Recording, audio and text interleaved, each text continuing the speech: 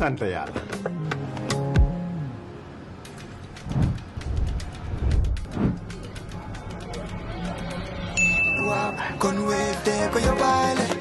looy xaar utal Wave nga scan nga fay te nag doo ci yokku dara.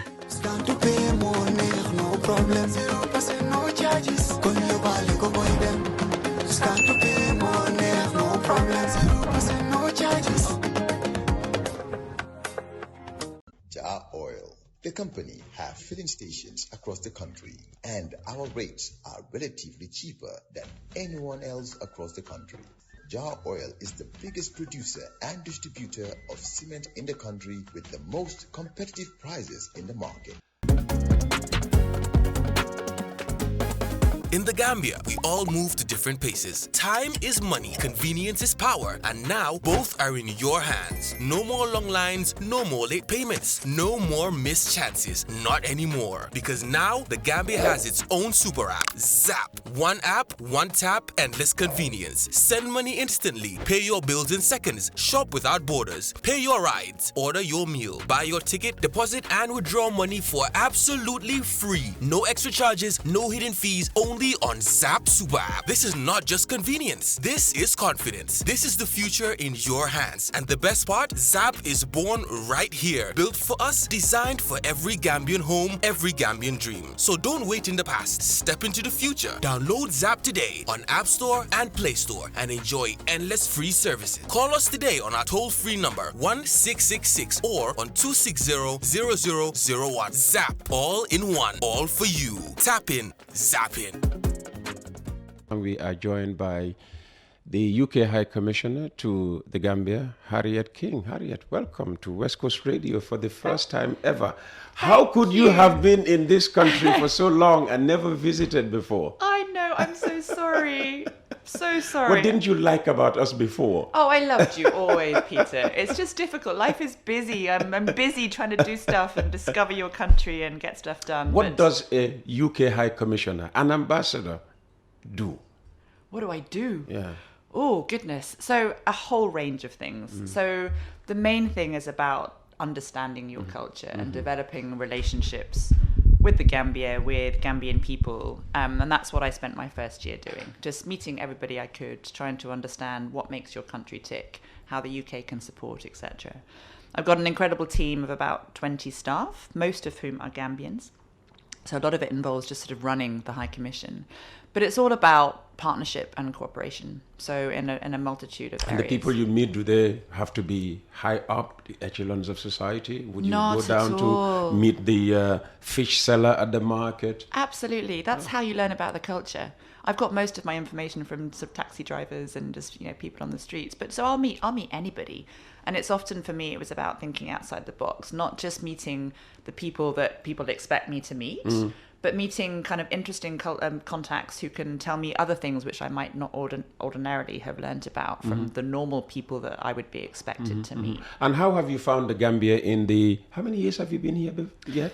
Oh, you're embarrassing me now, but just over 2 years. And I've just managed to get an extension. So it was a 3-year posting, but I'm now hopefully going to stay 4. And hopefully 5 if I can persuade London to let me stay. But what can we do, Gambians, to make it 5 and more? Well, a couple of people have said they'll write to my boss and demand that I'm allowed to stay. Yeah. Maybe collect, we are 2.5 million, maybe 1.25 million signatures and send them to Her Majesty. I mean, if that would work, that would be amazing. His Majesty, His sorry. Majesty. It's His Majesty. We all grew up saying Her Majesty, to the point that it's difficult to change. Oh, I know. I think for me, it's about proving that I can make a difference, or that the UK and that the partnership between the UK and the Gambia can make a difference. That's how I can persuade London to let me stay. It's about really making an impact, showing what I can do with my time, what my team can do with their time. That's how I might be able to persuade them to let me stay. All right. Well, the UK recently engaged with the Gambia at the WTO Trade Policy Review. What does what do you see? I was going to say, what does Harriet King see as the most promising areas for deepening trade and investment ties? Okay, so trade and investment are absolutely key now. And you probably will have heard that we had the first ever trade and investment mission here from the UK a couple of weeks ago. So that was the first time that we actually were able to bring over potential British investors to the Gambia to look at its potential. And I really genuinely think that there is a huge amount of untapped potential here in the Gambia.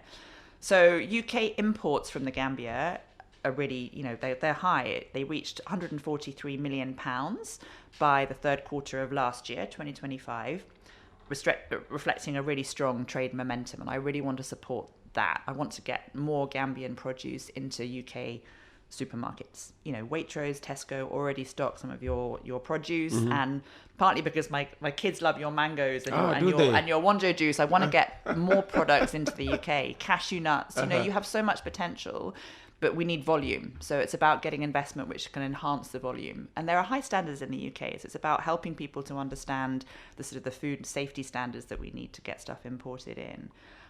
So there's different areas. I think kind of agribusiness value chains are a potential area, renewable energy and tourism.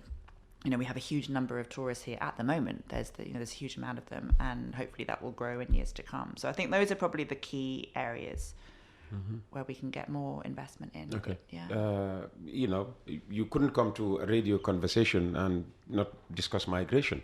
Yeah. It remains a pressing issue for Gambian youth. How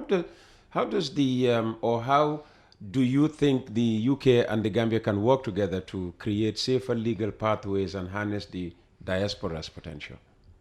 Okay, there's a lot in that question.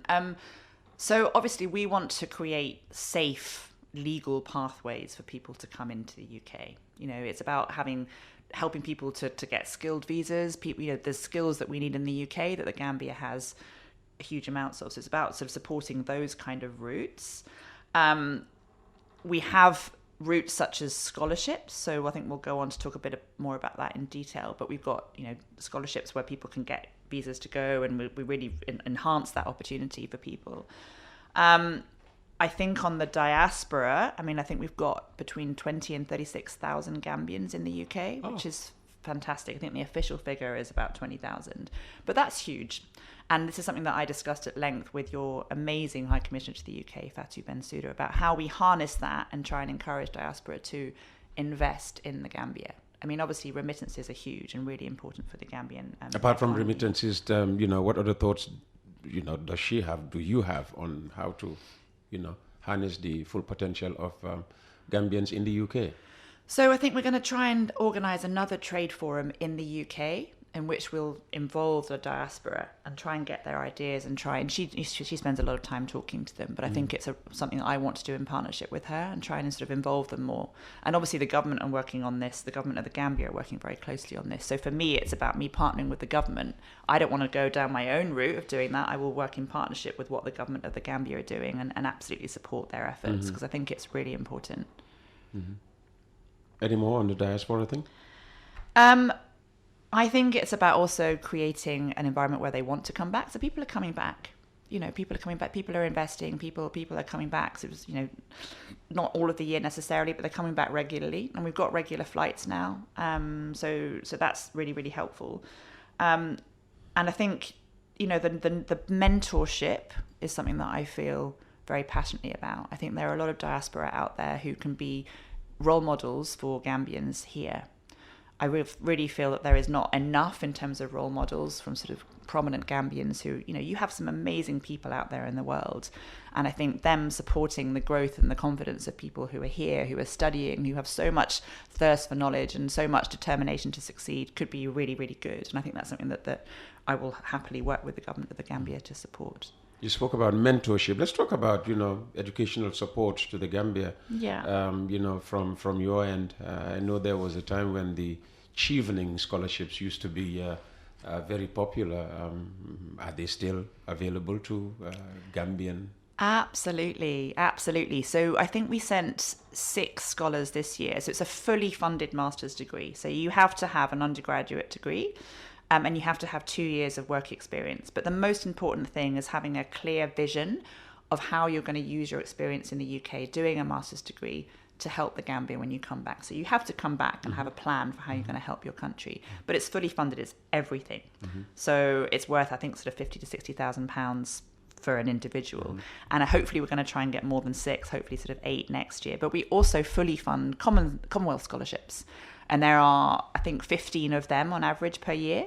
And we're trying to work more closely with the Ministry of Higher Education on this. So we're recruiting currently for a Commonwealth scholarships assistant. So basically who will help work with the government and with us to try and sort of promote this opportunity. So that's a huge number of scholarships, all fully funded for people to go and do a master's degree in the UK. So that's a huge part of what we're trying to do. We're also working through a couple of NGOs. So we've got an NGO who are working very closely with the Ministry of Basic Education to support kind of preschool development, working with families to sort of see how they can help enhance the education of their young children. We've also got other kind of organisations who are looking to work closely with the ministries to support that. So it's not necessarily just us as a High Commission, but working through our partners in the UK. And I genuinely think that partnerships with universities in the UK are the way to go. So there's already a close partnership with Swansea University. We're looking at other institutions in the UK where we can kind of bring people together to talk about how we can harness the huge potential that I think there is. So one condition for getting a Chevening scholarship is wanting to come back. I don't know whether you have figures, to share with us, but I'm sure there would have been 1 or 2 instances when people have not come back. What has been the consequence of that? Yeah, so obviously there's very clear rules about what you have to do with your visa. So if you go on a tourist visa, you're absolutely expected to come back, and you're essentially contravening the law. If you don't come back, if you contravene the terms of your visa, you will be sent back to your country. We want people to take a proper legal route and obviously obey the rules on that. That's the only way that kind of immigration can be sustained. But yeah, of course, there have been instances where people don't come back. So when people are applying, it's about demonstrating that you want to come back. I mean, frankly, I don't know why people want to go to the UK when it's so cold in the winter. Here is such a wonderful place to live. You're talking about me? Well, you're going there. You're going there when it's so beautiful here. But I do understand, obviously, there is so much determination, so much hunger for people to do the best they possibly can for themselves and for their families. So I do understand, but we have to pursue those kind of legal pathways. And people are expected to obey the terms of their visa. Let's talk about security. Given the instability in the Sahel, how important is security cooperation between the UK and the Gambia? So hugely important. So Sahel insecurity risks spilling into coastal states like the Gambia. So stability in the Gambia is so important. It's a stable, peaceful country, and it's important for us to focus on that, therefore. We've got a very historic, deep relationship between the two armed forces, the UK and the Gambia, and we've delivered a large amount of military training and support through scholarships to go to the UK for members of your armed forces here, and we're really proud of that relationship. I have a very close relationship with the military here. We have a defence advisor who's based in Dhaka who visits frequently, so that cooperation is really important to us. We've literally just finished some training through the British Peace Support Team of Africa, who've been training 15 Gambia police force officers as driving instructors for peacekeeping missions, for example. But that kind of training has happened on a regular basis over many, many years. And we talk regularly with the government of the Gambia about, how we can support on intelligence sharing, border management, that kind of thing. So it's really important to the UK. No input, no collaboration on the Gambia's SSR, security sector reform?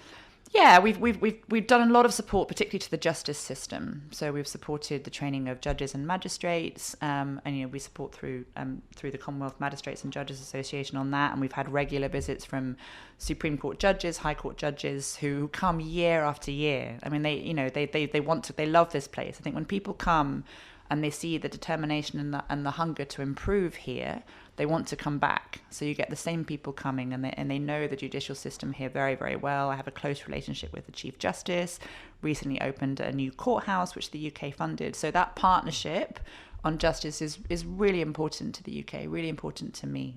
Absolutely. Let's talk about climate change, a shared challenge. What role can the UK play in supporting the Gambia's adaptation and sustainability efforts? Okay, so this is a really vital area for the UK. I mean, my residence is falling into the sea. We see the impact of climate change every single day. It's really vital. So, for example, a specific example of what we're doing at the moment, we're basically funding in partnership with the National Disaster Management Agency, so NDMA, we're funding mobile safe shelters and first responder training for communities. And this is, as I understand it, it's the first time this has ever been done. This is happening right now. We are also doing what we can to support mangrove reforestation. And one other example is an organization, a company called Delagra, who is supporting climate efficient stoves for communities. So they are providing 152,000 free stoves to communities across the Gambia. And they're basically almost reaching the entire rural population in the Gambia. And that basically cuts wood fuel use by 71%, which improves, the impact of deforestation and damage to the climate in the Gambia. But also importantly, the Gambia can then sell climate credits, which brings in money to the government, so up to $2 million per year, just as a result of giving free stoves to communities, which can produce kind of more climate efficient fuel. So that kind of thing just really, really helps and means, and there's potential in other areas. So other companies are looking at investing in terms of mangrove reforestation, etc. So this is, again, as I said at the beginning, this is where we can bring in investment to try and support climate change here, because it's hugely important. I absolutely recognize that. I can understand why you decided, to spend more time in the Gambia. There's a lot to do. Quite apart from that, it would have been grossly unfair to you to spend 2 years and then leave just as the Gambia was heading into a presidential election year, which is later this year. Yeah. From the UK's perspective, what are the key markers of a credible democratic process? No, sure. And just to say, I was due to leave in September, right before the election. So even more cruel, just a few months before the election itself. Yeah, I don't have a major role to play in the elections, but it's a really interesting and important just to be here and observe how a Gambian election goes. Yeah. You've made a really important, many really important steps towards, your democracy that you have here. This is for Gambia to lead, right? I'm just here to observe. London are interested in what happens. We talked about the stability and the peace here. They're interested in that. You should be really proud of the path that you're taking in terms of democracy. So in terms of kind of, elections, so for the UK, it's about having an open civic space where all parties and candidates can campaign freely. It's about having transparent processes, so a strengthened capacity of your independent election commission, secure ballots and impartial observation. It's about, security forces acting neutrally to safeguard and not influence the process. Importantly, it's about promoting inclusive participation of women, youth, and people with disabilities. And then, encouraging peaceful acceptance of results and use of legal mechanisms for dispute regulation. On most of these issues highlighted, have you seen the Gambia, really playing by the rules? Yeah, from what I've seen, absolutely. But it's not my role to judge. Well, it's it's good to have your opinion. Yeah, absolutely. Okay. Everyone said to me, 2026 will be about elections and nothing else. Absolutely. So, we started even before the 1st of January 2026. Absolutely. So, that's fascinating, and I'm fascinated by the politics. But, I'll absolutely stay out of it and just be a keen observer. And, Female circumcision or female genital mutilation, FGM, remains a pressing human rights issue in the Gambia, as I'm sure you know. How does the UK view its role in supporting Gambian efforts to protect girls and women from this practice? Okay, so it's about Gambian-led efforts. So again, I'm a guest in your country. It's not my role to get involved. It has to be for you guys to decide what happens on this. The UK is a long-term partner of the Africa-led movement to end gender-based violence of all types. And the approach on gender-based violence needs to be community-driven. That's the only way in which it can be stopped. It's about supporting NGOs. It's about supporting youth groups. It's about supporting survivor advocates. We, the UK, believe in the enforcement of the law across the board, right? While absolutely respecting Gambian ownership of that law. It's not for me to have a public view. We do contribute to the UN Joint Programme on Gender-Based Violence, which supports awareness, protection, and community education. But for me, gender-based violence, whether towards girls or boys, women or men, shouldn't happen, and we will support the fight against that. And speaking of law and laws, you know that the law banning female circumcision, FGM, whatever terminology one chooses to use, is under threat. There are people who want to unban female circumcision in this country. What's your view, on the debate? I know you've said that it's not for you, it's for the Gambians to solve their own problem, but since you live among us, surely you must have a view. As I say, I mean, gender-based violence shouldn't happen, but I absolutely respect your culture. I mean, it's for you. Gender-based violence has been here for a while. It's been, it's a part of your culture. It's a part of your makeup. So that debate, has to happen, but it's absolutely not my position or my view to kind of get involved in that. I like to think I'm Gambian, but I'm still a guest here. Okay, let's go back to education and how the Gambia fits into the UK's International Education Strategy 2026, and what specific support is being offered to strengthen our education sector.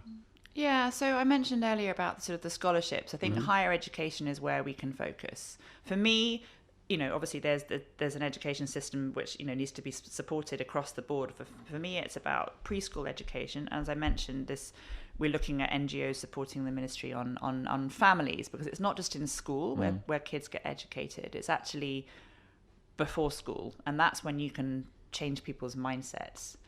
And then tertiary education, so getting people into skilled jobs requires them to have the training and the skills that they need to match those jobs. So that's where kind of the university education happens. I've had I think it's fantastic the work that the ministry is doing here to support universities and the development of universities is fantastic, and we'll look at ways in which we can support that. But the main thing for us there is the scholarships. We support through the Global Partnership for Education, which is kind of a big fund, which then trickles down into the Gambia, and also obviously support the UN. We are one of the biggest funders to the World Bank and to the UN. So whilst there may not be specific funding from the British High Commission on Education, we're fueling money through those multilateral organisations. That's what we're trying to do as the UK, to be honest. We're trying to fund our overseas development assistance and trying to sort of push that through multilateral organisations, because we believe that development partners being unified and working together is the best way to help the Gambia. It's not necessarily through sort of bilateral routes that we can best help. We need to work really, really closely together to make sure that the Gambia benefits from that close partnership with development partners. And, in terms of working with other development partners, what role can international partners like, the UK play in supporting Gambian institutions? From the Independent Electoral Commission, you spoke about, your collaboration with the judiciary, to civil society in safeguarding the free and fair elections we all are looking forward to in December. So I feel quite passionately that we need to change the way that we work as development partners. And, the Gambian government are being very clear and open about this. The development landscape globally is changing rapidly. The funding environments are tightening. There is less money. The expectations from governments and citizens are evolving, right? We need to be, as a development community, much more in a partnership with our hosts to a much greater extent. We need to be better coordinated amongst ourselves. But as I say, we're guests. We need to absolutely demonstrate clear trust. There needs to be mutual trust between development partners and the government, and there needs to be much closer coordination. We can deliver more than the sum of our parts if we work more closely together and in close partnership with the government of the Gambia to make sure that what we're able to provide, whether that be finance, whether it be technical cooperation, whether it be supporting trade and investment, that needs to be done in close cooperation with the Gambia so that we're providing what you need. So I think we need to have a rethink of how we work and sit down with our friends, the Gambian government, and really think about how we can do that differently. How can we actually demonstrate an impact? It's not just about spending money, it's about demonstrating impact. And I've seen through the work I've done on development, in Senegal, Morocco, you can make a huge difference with just a small amount of money. It doesn't need to be necessarily big scale. Have you done any work with the IEC, and how do you think that might impact the integrity of our elections in 2026? I mean, we haven't done any specific work Okay. as yet. I mean, it's not something that we've been involved with, but they need to have their capacity, they need to maximize their capacity and make sure that they're able to provide the support that's needed for the elections. But it's not something the UK has specifically got involved with. Observers often highlight both progress and persistent challenges in the Gambia's democratization journey. How does the UK government balance encouragement with constructive pressure to ensure that reforms stay on track? So I think, it's for you to support on your reforms. We talk regularly to the Ministry of Justice about how we can provide technical assistance on the way that you're pushing stuff through. And it's encouraging to see what has happened. Again, we're happy to provide technical assistance if we can get kind of detail of what the Gambia needs in terms of support, and we'll continue that collaboration in any way that we can. But yeah. I didn't really answer your question. Do you want to explain it again? No, it's okay. It's okay. Let's move on. You don't want to be drawn into any controversy, do you? It's the eve of our independence. 61 years since we broke free of British colonial rule. Yeah. When you look at the level of development, the progress in whether it's infrastructure and all of that, and you read about the Gambia back in 1965, are you satisfied with what you see? Do you feel some guilt that when this country was being handed over in 1965, it wasn't given more, if you like, to start with? I mean, I wasn't alive in 1965, pleased to say. I don't feel guilt. I wish that the Gambia had been more recognised than it was. So I think it's a shame, and I'll say this openly, a shame that our High Commission is so small. I think it's a shame that we haven't been given more in terms of funding and support from the UK to help the Gambia, because I think it's often the victim of its own size, and it's often overlooked, which I think is such a shame. And that includes, areas like trade and investment. You punch above your weight internationally. You're a really, really key partner for us in all fora, including on sort of human rights. You have some amazing people out there doing fantastic work. But I think you're often overlooked. My job is to go into the corridors of Whitehall and partners in the UK and shout about how amazing the Gambia is. And I'm doing that as much as I can. But I wish we'd been able to do more. But sadly, with everything that's happening globally, the cake is smaller, and there's other bits being taken by elsewhere in the world. You're peaceful and you're stable, which means that people are obviously, often sort of, the Gambia's fine, But there is so much to do, and there's so much hunger to make the country better. I see that every day when, I meet young people. People really want to make their country better. They really want to make their lives more prosperous. And they're so eager to learn. I get it. Every time we get trainers who come over and work with your military, for example, they say they have never come across young people so eager to learn and develop. And they're really encouraged by that inspiration. So I think there's a huge amount of untapped potential. And I really hope that the UK can do more going forward. Whether it's trade and investment, whether it's, overseas development assistance, I think trade and investment is the way that we're going. But I really want to do everything that I can to get the Gambia on the map. And just finally, because you have a program that you want to attend at the Sadauda Kairaba International Conference Center, what's your message for Gambians on the eve of their independence, and just to close out your first ever visit to Coffee Time on West Coast Radio? So, I mean, I think it's just about the world is your oyster. It's about, I think, for the Gambia, you've got the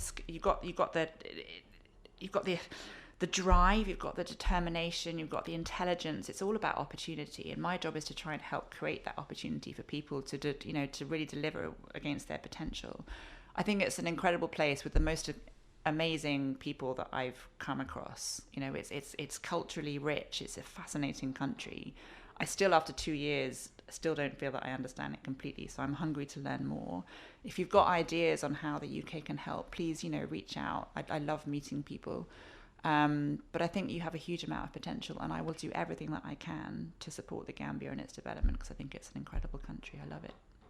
And can you say goodbye in any of the local languages? Oh, I can say hello, but not goodbye. This is my one embarrassment. I really should speak fluent Wolof, fluent Mandinka.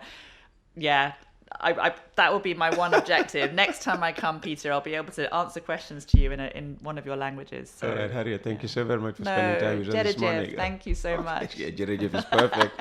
That's Harriet King. She's the UK High Commissioner to the Gambia with Coffee Time with Peter Gomez.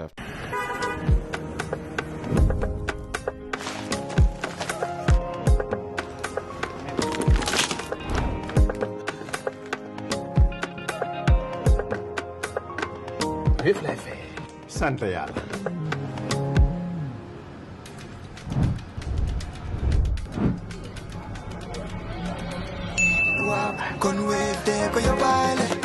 looy xaar utal Wave nga scan nga fay te nag doo ci yokku dara.